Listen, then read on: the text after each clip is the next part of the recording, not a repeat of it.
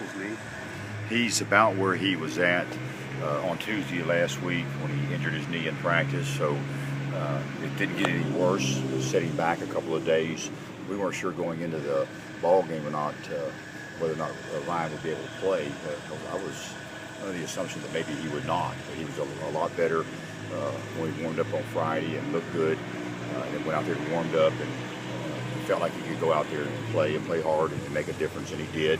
I thought there were 3 or 4 guys that showed a lot of courage this past Saturday. We went into the game concerned about whether or not Ricardo Allen would be able to play, and Kawan Short, was limited throughout the course of the week with a sprain to his knee, and then the same with Ryan Russell and obviously Caleb Turbush.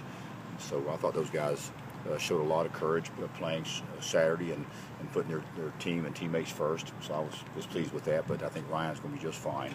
We came out of the ball game in good shape from an injury standpoint, and having the off week will allow us to heal and recover and re-energize. So good timing. So no MRI for him or anything like that? No, he's going to be fine. He's in good shape. Peters is a guy that is just struggling, it seems, to be able to kind of handle that back injury or whatever it is. And with Kugler in there, do you feel like that could be maybe get Kugler more snaps there at that left guard position? Or how would you, I guess, rate how Peters is playing? Well, he played his best game this past Saturday. He was a lot more physical, and he looked faster, and he looked more flexible, and looked much more comfortable, getting in and out of his stance. And that's a good sign because he's a good player with a lot of experience. He has struggled some coming back off of the back injury.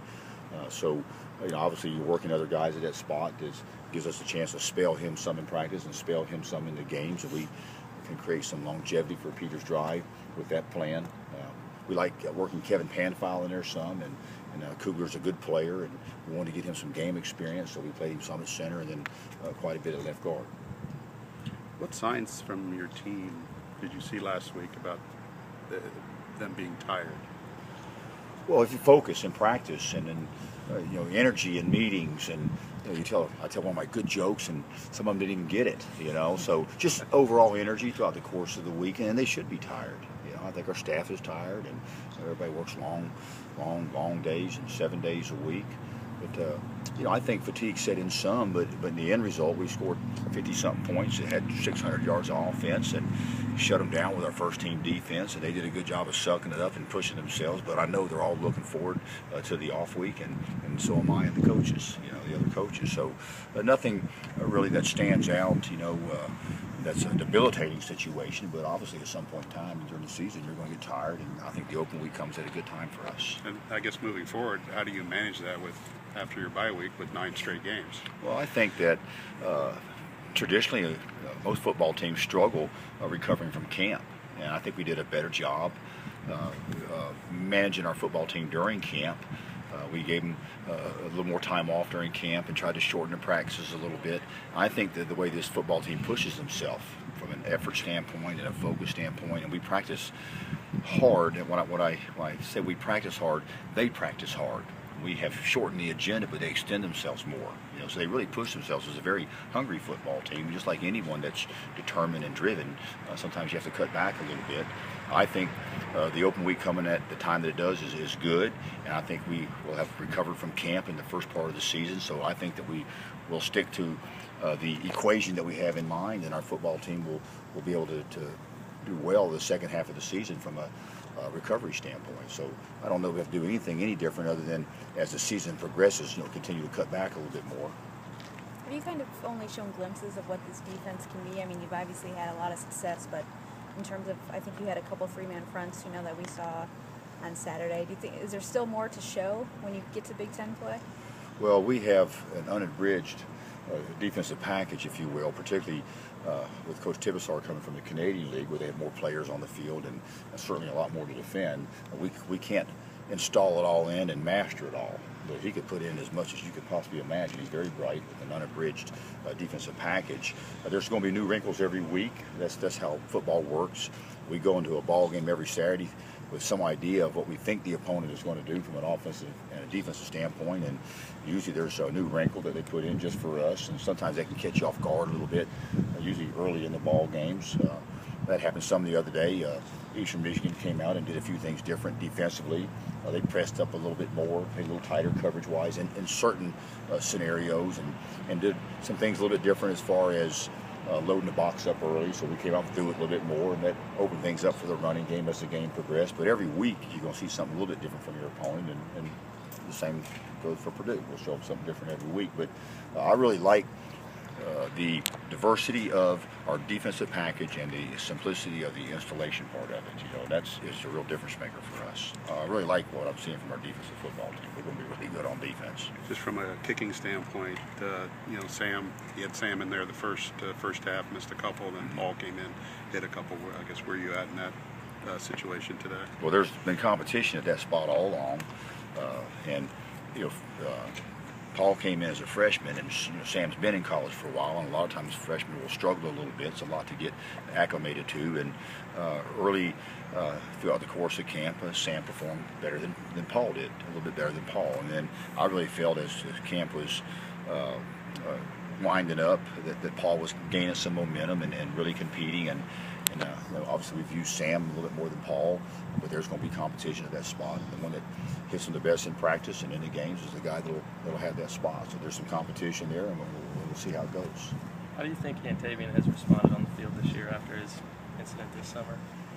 Well, he's responded fantastic. He's always been a good player and a really hard worker, but regardless of the occurrence this summer, he's growing up.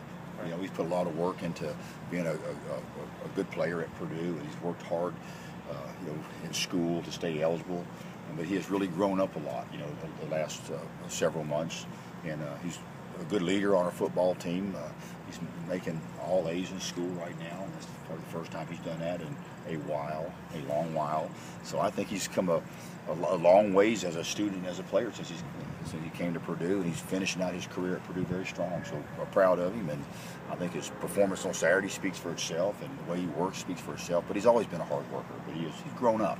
That happens to you when you're in college sometime. If you're not careful, you'll grow up a little bit. Right. And do you know how he got the nickname Breeze, or who gave it to him? I'm not sure. He's explained it a couple times. He'll have to ask him. I wouldn't want to misinterpret it, but it probably has something to do with being as swift as the wind. I'm assuming, But he's a joy to coach and always has been. He's just a pleasure to be around, and a heck of a player. Very courageous. Saturday was a lot of fun. Yesterday was a lot of fun. We had fantastic weather, and that always helps. Our team was excited to play. I really appreciate the great crowd that we had there with the Ross Aid Brigade. That's growing. A lot of students were in the game. They have impacted Ross Aid Stadium. There's a lot of energy in Ross Aid Stadium, even though there's still obviously some empty seats to be sold, but I really appreciate the Ross Aid Brigade being there. Our goal for our football team this year is to go undefeated in Ross Aid.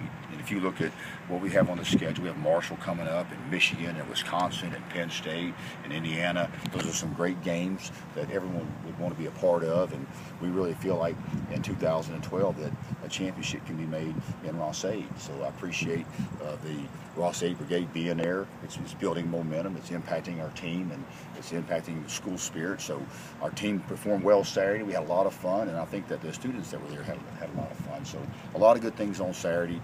Pleased with our team's effort, our performance, and beating a team that we're supposed to beat like we're supposed to beat. It's like Ricardo started the nickel as a nickelback. So was that just because he was nicked up a little bit? Well, we went into the game, hoping that we could get a handle on the opponent early and get some of our top players out of there. That there could be some risk injury-wise, if you will. The guys that were sucking it up and going in spite of their injuries, and I really respect that. And once the game looked like we had it under control in some ways, we got those guys out. And it was a great day for Namondo Harris. He has been one of our better players, or was one of our better players last year, and has struggled, injured his knee prior to coming out to camp, and has been limited and really hasn't been able to perform near as well as we anticipated he would this season. But he came out and played exceptional on special teams Saturday, and played a bunch in the secondary and played really well, him and Frankie Williams. So us moving some guys around this past Saturday has a lot to do with the emergence or the re-emergence, of Namondo Harris and the way that Frankie Williams is playing, and also trying to get Ricardo out of there after he had gone out there and impacted the game some, and we had things under control. Feichter's made some plays this year.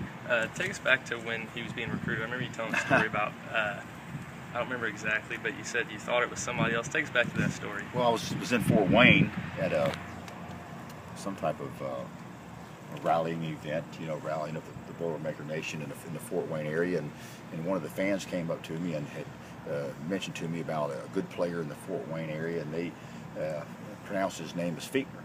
And we had some Featners here that were great players and coaches that were outstanding professional careers, as coaches and players. So I just assumed that he was related to the Featners, and since someone had brought it up, I told them, well, certainly we'll have a spot for him, as a walk-on, and give him a great chance. So he came and reported for camp, and I grabbed him right before one of the meetings and told him that I knew his uncle and his granddad, and he looked at me like I was crazy, and he said, I think it's Feichter. So it's a good thing that it was mispronounced, or he never had a spot for him on the roster. But he's fast and reckless, and he's a really good football player.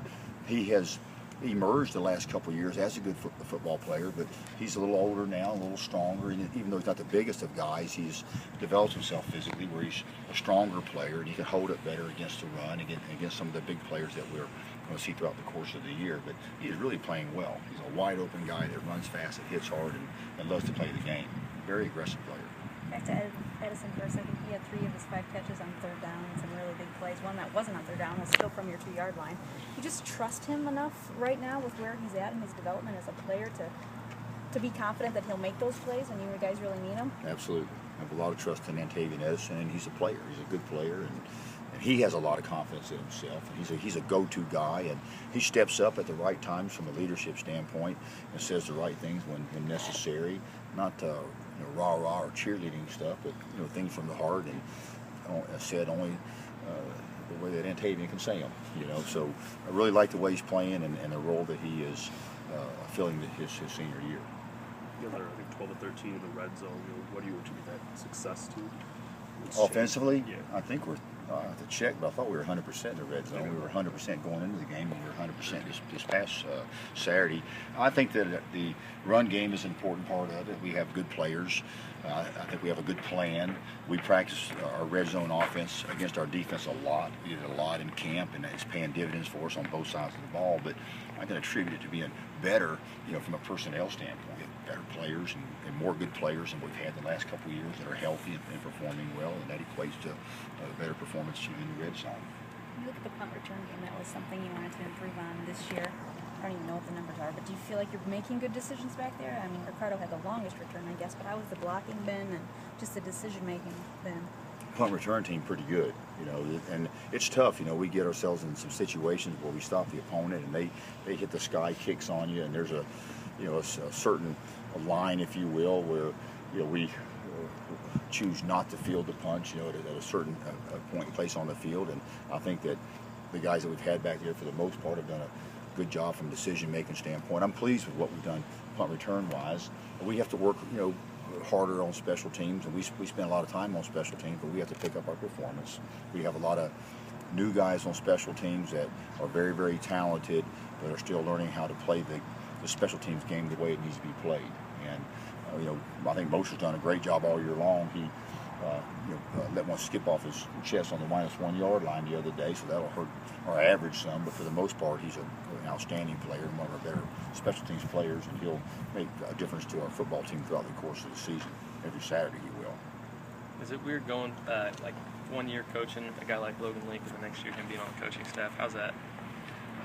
It's kind of the way it goes. You can go out and hire somebody you don't know, or hire someone that's been in your program and knows what you stand for and what your program's all about. And Logan was really exemplary as a player in regards to his effort and his commitment to football, and was always one of our harder workers. So, if we didn't know him, we may not have hired him. But knowing Logan Link, it was a no-brainer to have him on board, and I certainly trust him with anything. He's been a great teammate ever since I came to Purdue, and he's an excellent addition to our staff, and he's really doing a good job. He has a very bright future in coaching.